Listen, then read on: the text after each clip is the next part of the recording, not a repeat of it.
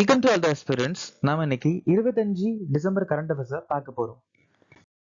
நேற்றுக்கான GK question பார்த்துடலாம். எந்த மாநிலத்தில் நடந்த மரோனி மற்றும் லிம்போ அல்லது சுப்பா சிக்கிம், அலோஷா மற்றும் ஜகோய் மணிப்பூர், ரிகம்பதா மற்றும் போனியோக்சி அருணாச்சல பிரதேசம், மர்தனா சும்மர் மற்றும் கட்சா ஜார்க்கண்ட்.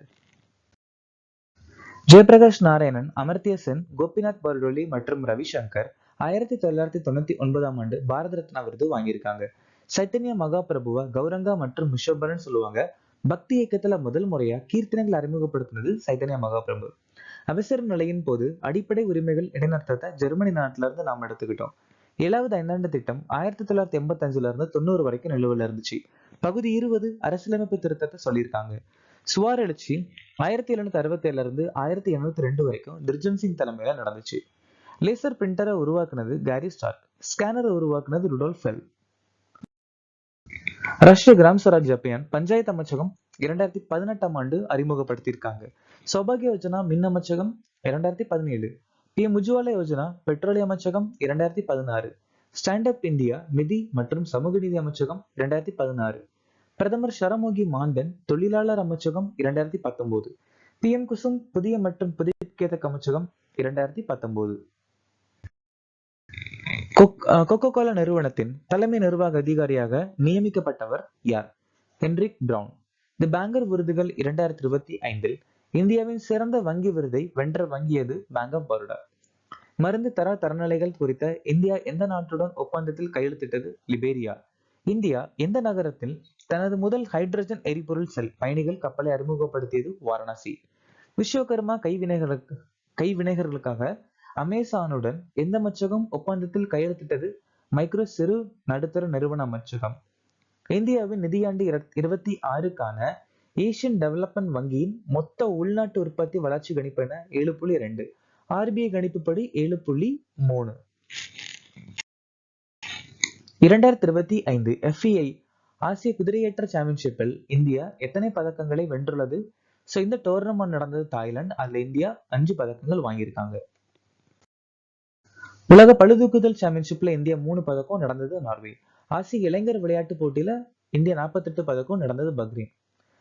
டாக்கால நடந்த ஆசிய வில்வித்தை சாம்பியன்ஷிப்ல 10 பதக்கங்கள் வாங்கி இந்தியா முதலிடத்தை பிடிச்சிருக்காங்க.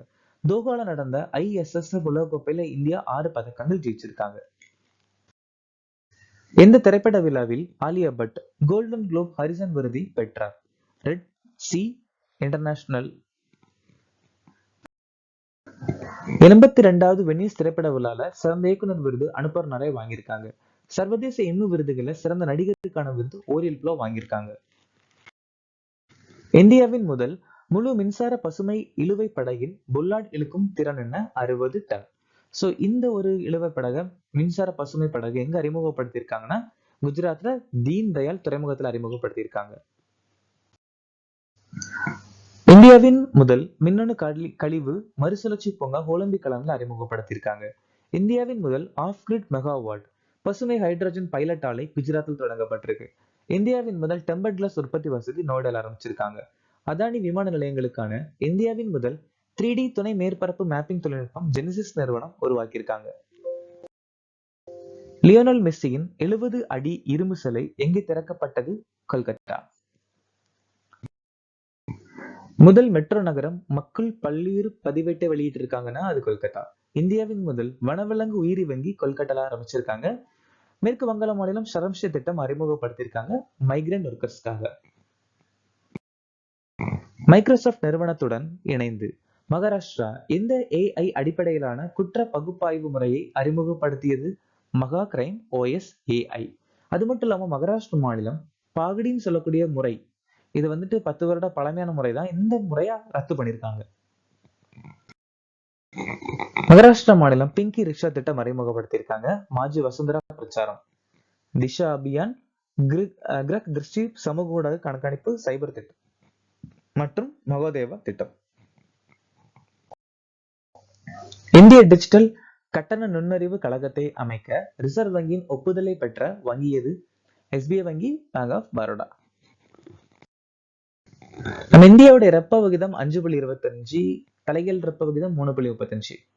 ஒருங்கிணைந்த கட்டண தளத்தை தொடங்க ஜஸ்பேவுடன் இணைஞ்சிருக்காங்க HSBC வங்கி. ரிசர்வ் வங்கியின் ஆணைப்படி வங்கிகள் வாடிக்கையாளர்களுக்கு 3 மொழிகள் சேவை வழங்கணும்னு சொல்லியிருக்காங்க. சிறு நிதி வங்கியாக மாறுவதற்கு RBI கொள்கை ரீதியான ஒப்புதலை பெற்றிருக்கு ஃபினோ பேமெண்ட்ஸ் வங்கி.